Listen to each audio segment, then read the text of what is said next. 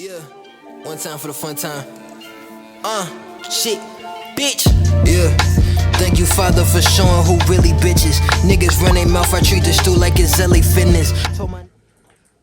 What's good, y'all? It's your boy Marlon,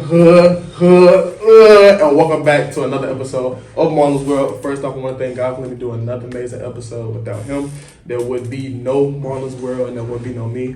Also, I want to thank the people that came back. Welcome back to Marlon's World, and the people that's new, welcome to Marlon's World.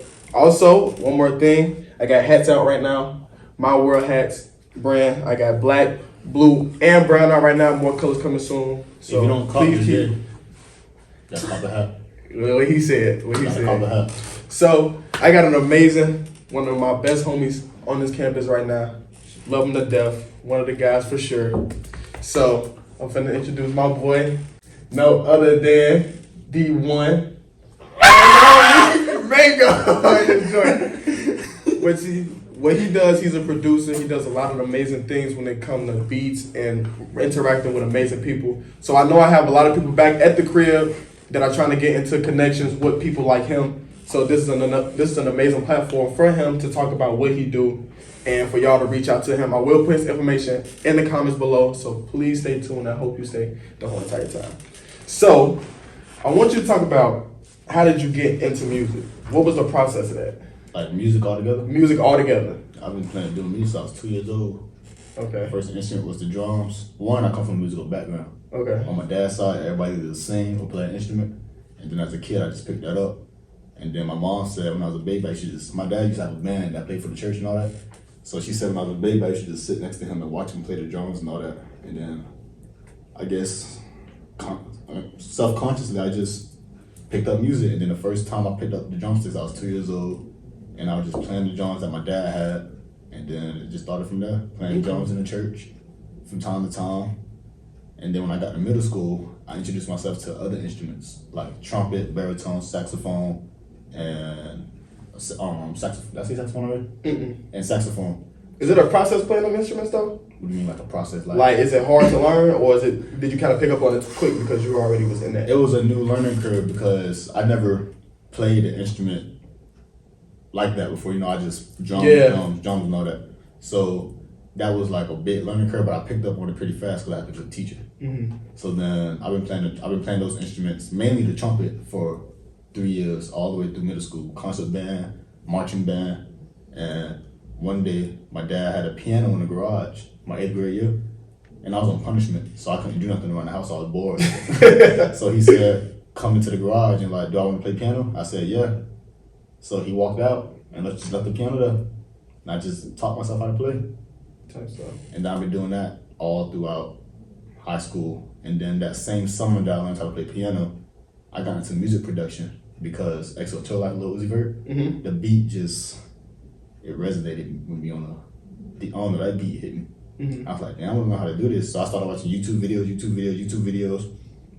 But I didn't have a laptop, or I didn't have a personal laptop, and I didn't have the software. So I was stuck. I didn't know what to do, so I was just watching YouTube videos and like making beats because it just entertained me at that point. And then one summer, across the street, there was like a little summer club. And you know how you ever had a summer club? They give you like free lunches, dinners and all that. Like an after school program type of something thing. like that, but it's for the summer. Right. And I was in there eating, and this man with dreads walked in and said, "Who wants to learn how to make music?" And you know, I do music on the daily, so I said, "Me." I said, "What type of music are you talking about?" He said, "Music production." And then he took me to the back room with all these laptops, and it was FL Studios on the laptop. Like, my eyes lit up, because like, this is what I've been trying to do for like a couple months now. Right. So he sat me down, he showed me the process. I bought my dad, I went home, ran to my dad. I was excited, like, "Dad, come on, like, this man, he's teaching me how to make beats." Because he knew I wanted to make beats. He knew about it, but we didn't know where to start. And then this man just gave us the tools and everything. And then after that day, my dad went home. He downloaded FL Studios on the laptop, and he let me have the laptop as my personal laptop. He gave me his own personal laptop. That's dope. And then ever since then, I've just been making beats. That started my 8th grade year going into my 9th grade year. Going to high school. Yeah, I had going into high school, and after that, I just been locked in making music. That's what's up. So what are some people that you have worked with so far when it came to the music production? I have Quando Rondo, like everybody. Everybody. All right, because I know the people want to know. The people want to know. You gotta tell. I'm gonna name the people that people know. Okay. Quando Rondo, August Alsina, Chris Brown, Young Thug, NBA YoungBoy, Lil Durk. Dang, who else? I have unreleased songs out, like songs that will what's his name? He had that TikTok song. Young Kel. Lil Kel. Oh, okay. Lil Kel. Wale.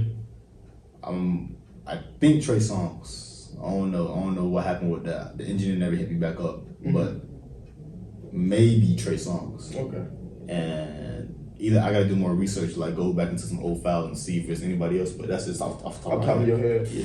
So with the process of getting, so you already got the process going into music production. How was the process with getting your stuff out? Like, how are you able to, maneuver or get into networking with people? Yeah. See, me, when I first started, I was never one to go out my way and try to connect. Because when I first started making beats, I wasn't making beats to blow up off of it. Right. I was making beats because I had a love and passion for it. So I always made music just for myself. Right. I'll play it for my friends. They said, "Oh yeah, it's hard," but like I didn't mean for this to go and for like Lil Durk and everybody use my beats. That wasn't the plan. I was just making it because I love to make music. Right. And then one day I sent my beat in a beat competition because this big group of producers was like having a competition because they needed more producers in their group. Sent my beat in. They was messing with it. It was like a competition. So it was like round one, round two, final round, and all that. I made it to the final round, and I was like, do I really want to join this group? So I thought about it, and I told dude, his name is Ayo Blue. I had sent him a DM on Instagram. I was like, I'm gonna drop out this competition, but thanks for having me.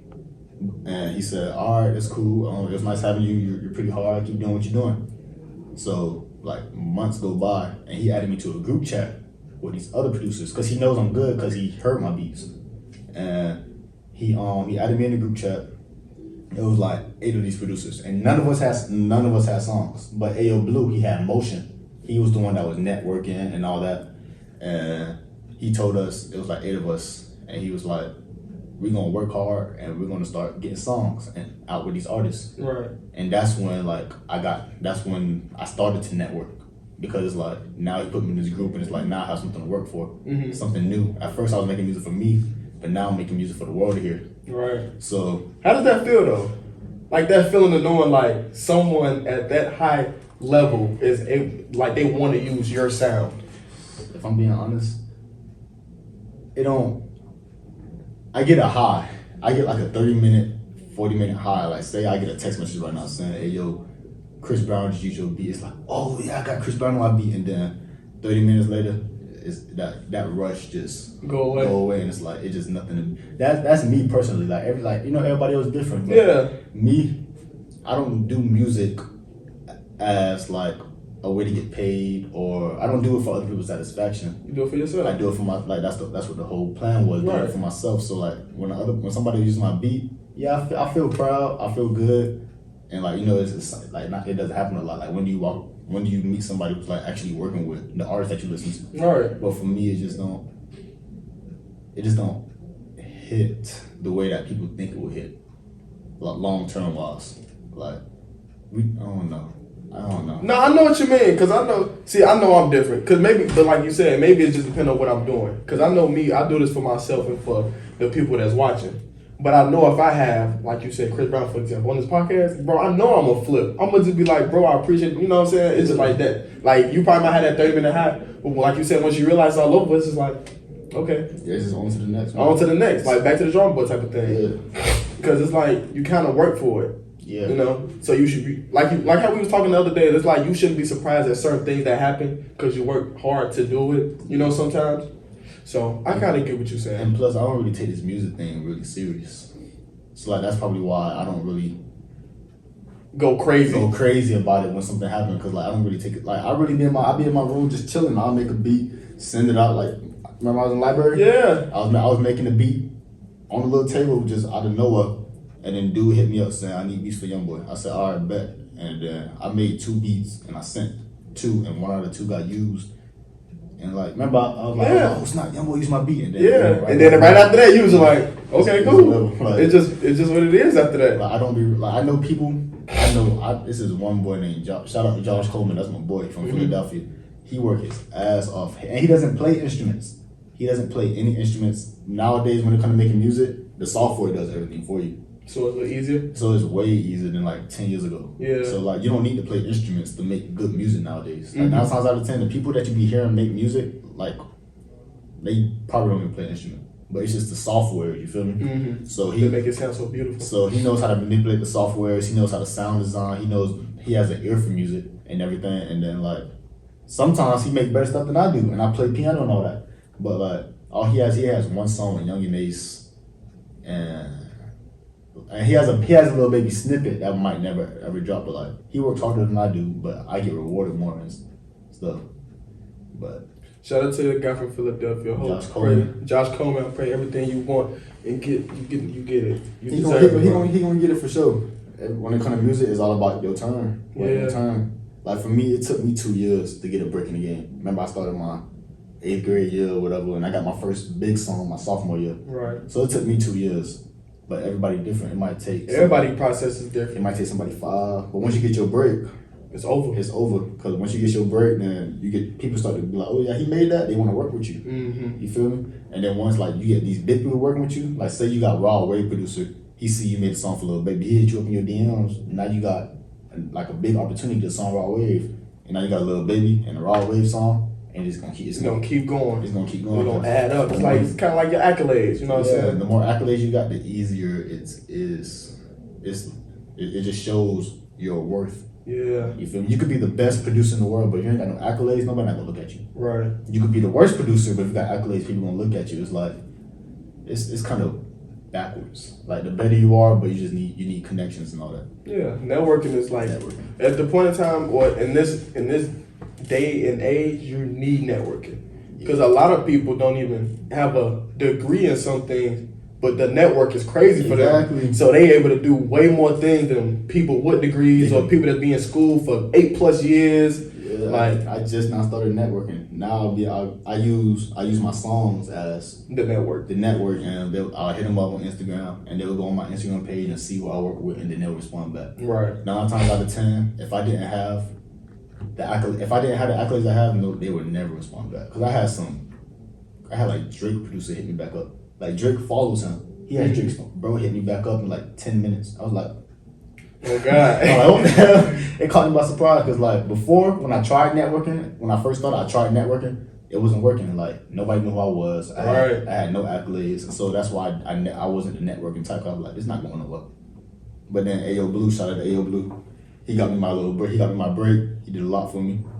Ever since he got me out there, networking been real easy. Right. Cause like I just say yo, what's good, and it's over with. And then they respond back. That's what's up. And then we start working, and then the opportunities they have become my opportunities. You feel me? So if they work in Closer Future, now I have an opportunity to be with Closer Future, and then so on and so forth. So what are some people that you see yourself working with in the future? Like, what's the people you like, I want to work with that person. I want to make a song or, produce for them. Yeet, number 1. I need a song with Yeet. Rod Wave, Future, Lil Baby, and the 5th one can go to whoever. Go to whoever. That's your top 5? That's my top 4. Like if I had to say a 5th, Lil Uzi. Yeah, Lil Uzi. Yeah. So do you have a favorite genre of music, or is it like you all over the board? R&B. Oh, R&B? The R&B. Okay. R&B. Okay. Like when it comes to R&B, like my R&B beats hit way harder than my other beats because I put so much time and effort into those. Cause I grew up in the church and like they got that gospel, that soul. Yeah. So when it comes and you locked in. Music industry. What are some red flags when it comes to dealing with certain artists? Artists? Yeah. And then dealing with the music itself. Alright. Red flags dealing with artists. Damn, this is a good question. I gotta think about this one because I've been in the studio with somebody. Who did that? Don't Get Me Started. Who did that song? Hey, what's his name? Spot 'em Got 'em. Spot 'em Got 'em. Nah, let me not say that. You don't think you can? I can say it, but I don't want to put the name in it. Okay, no. But anyways, we already said it, but fuck it. Like artists, they try to portray that gangster life too much. Like bringing the guns to the studio and like aiming them at people. Mm-hmm. Like I was, bro, I'm in the studio and I walked in like the studio session started at 9:30 at night. I came at like 11, and I came to the studio. I dapped everybody up. I dapped the artist up and I sat down and I was putting up my laptop and they had like. He was with his crew, like with his people, and he all had guns in the hand. And I'm like, honestly, I never been in a studio session that happened, so that was new to me. I knew they did it. I never been put in that situation before, but I didn't think too much of it. I'm like, they having their fun, whatever. They recording trailer videos, yada yada. But then they got the aiming them bitches at me. Language. My bad. They started aiming the guns at, like they started aiming at people with the red beam on your chest and saying, "Wow, I'll shoot this at you right now." I'm like, I'm just a producer. I'm just here to make music. That's crazy. Like it didn't scare me or nothing because like they're not gonna shoot me. But it's just the principle of like, it. why are you aiming a gun at me for, bro? Mm-hmm. Like it started off like the relationship started off in a weird, bad way. Like I don't know if that's how he actually act when he by himself. But like, you know, they gotta that's the image they wanna give off, world, I guess. But and then they gotta do that, they gotta uphold it to the almost high.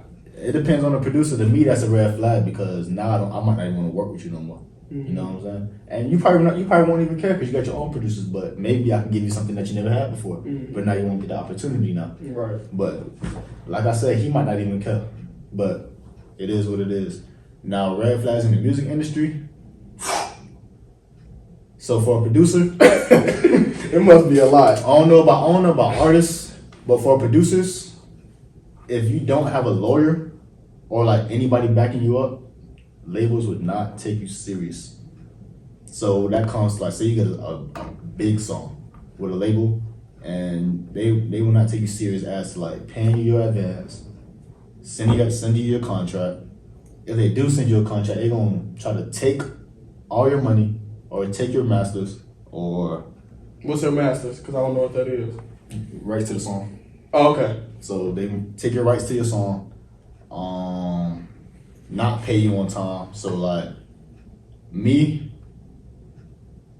there's been times when I first got my song, I didn't get paid till like a year later, and then I didn't get my BMI check. So how it works is you don't get your BMI check until you sign the paperwork. So if they never send you the paperwork, you can't get your advance or you can't get your BMI check. BMI check is basically the money that accumulated while the song made money. So say you're supposed to get 10% of the song make $1 million, and you get like full 10% of your splits, you get 100% of your splits, you get 100,000. Right. But you would never see that money if they never send you the contract, the paperwork. You would never see that money. Right. So there's been times when the label they've been saying, "Oh yeah, what's your email? We're gonna give it to you." So I give them my email. I still don't see it. So I hit the dude back. I'm like, I'm trying to be respectful. Right. Sir, I don't know if you're in control of, like, if you're the one that sends me the contract yourself or you have to go through somebody else, but can you please, like, it's been 5 months now, can I please get my paperwork? Right. And they said, "Oh yeah, we're going to send it to you. You know, there's been a delay with the studios. Like, the artist didn't sign it yet, so we have to wait for him to sign it before we send it to you." I'm like, "Okay, can you let me know when that happens?" "Okay, we'll do." Never heard back. So then I got a lawyer. My lawyer hit them up. I got my contract the next week. Because I don't know all the laws with it, but if a certain amount of time go by and you don't get your paperwork yet, like, I think you get more money. I don't know how you get more money because, like, I'm not really into, like, the law. You know, right. That's for my lawyers and all that. To take care of all that. But you get more money than you were supposed to get. So then the label will send it to you right away, so they have no issues and all that.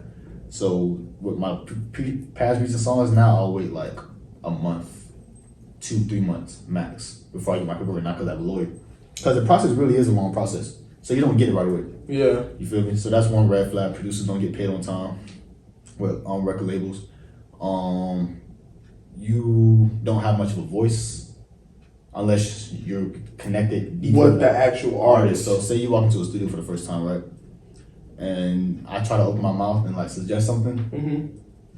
they look at you like you're like who are you? Like they downplay you. Yeah. They don't look at you as you should be looked at. They down look on you and all that. It's happened to me like twice. And you gotta defend yourself. Sometimes you gotta. One time, like I was just playing around. I forgot what I said, but dude was like, "Your beats probably not even good." I said, "Put your beats up," and I'll put my beats up. And then everybody was like, "Ooh!" I didn't expect all that. I was just playing. You feel me? So now I had to come show out. I had to like actually we had like a mini beat battle for like 10 minutes, like best 2 out of 3, and it didn't like I won the first 2 and then automatically I won. Like like sometimes you gotta. Get in your bag. You gotta get in your bag and defend yourself. Yeah. That was really unexpected though. Like that really caught me off guard. But it was a confidence booster. Cause now everybody looking at me like, damn, bro, like what's your Instagram? Like, let's work. You feel me? So that situation turned into a win for me. His beats was good. I'm not gonna his beats was hard. Like his beats wasn't bad. But he just wasn't better than mine, I guess. You feel me? I thought one of his beats was better than mine because he did something that I couldn't do. But I guess what I did, other people just like better. Yeah. You feel me? Sometimes simple is the best though. My beats was not the beats that I played wasn't simple. Cause like a beat battle, I'm playing like the most craziest beat I got.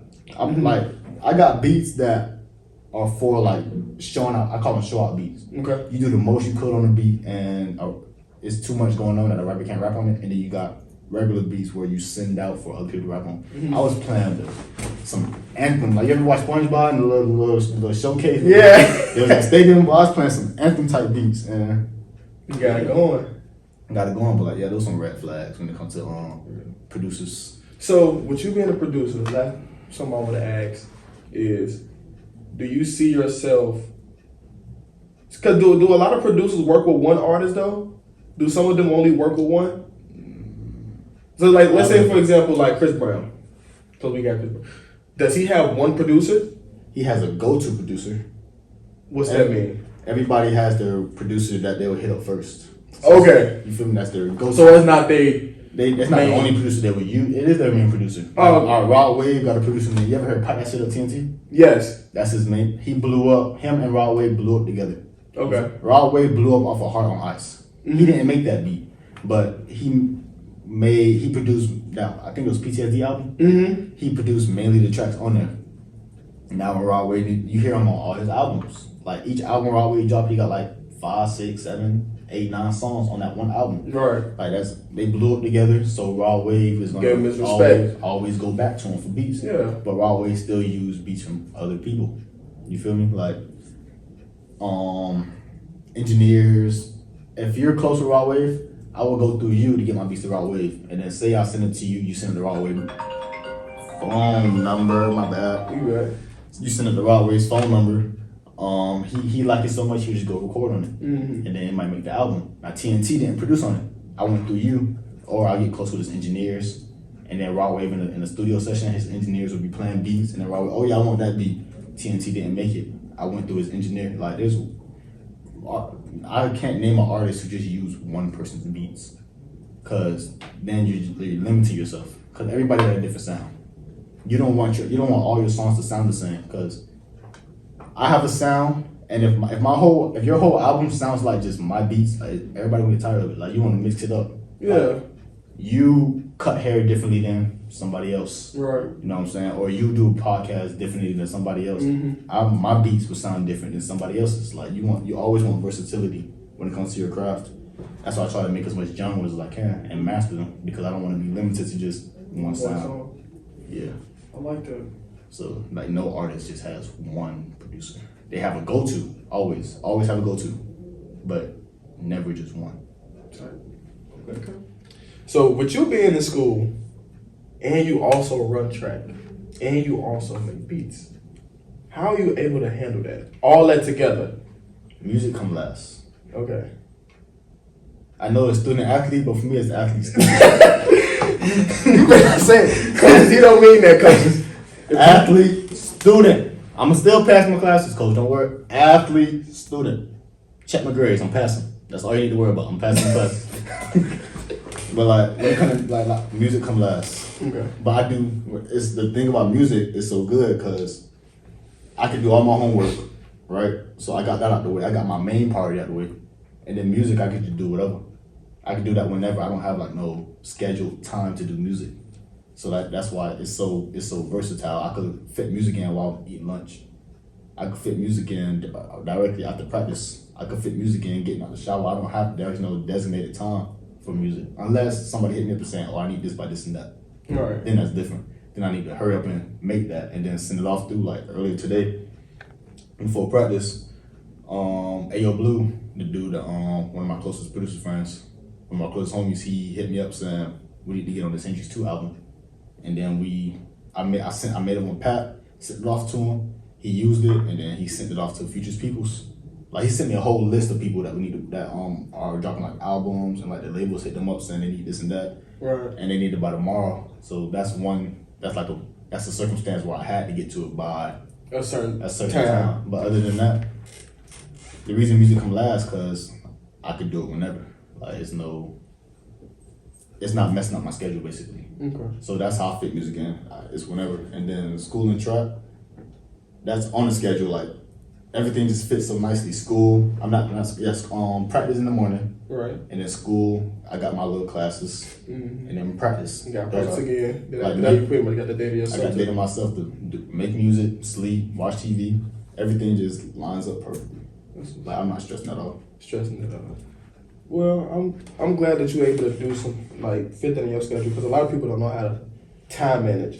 Even though we got a set schedule on certain things, you know what I'm saying? I'm glad you're able to do that.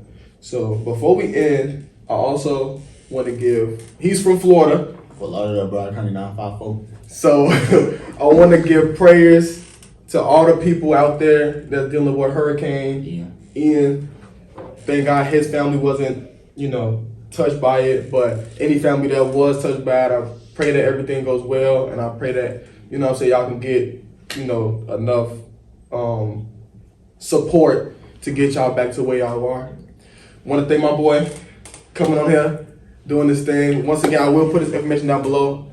I know a lot of my artists back at the crib in Chicago, I know y'all will be watching my stuff, so if y'all need this man, please hit me up. If if y'all can't get to him, I will give him you guys' information just in case, y'all need help. Appreciate my boy. Peace and love. I got something to say. Oh, P.S. Oh, what do you say? If you're watching this from Florida, and you're on the West Coast, and you stayed, L. That's an L? L. Like, you should have known to leave, bro. It was probably your house I saw. We done. End the diamond. This dude like it's LA Fitness. Told my nigga Gualo that I wouldn't get his attention.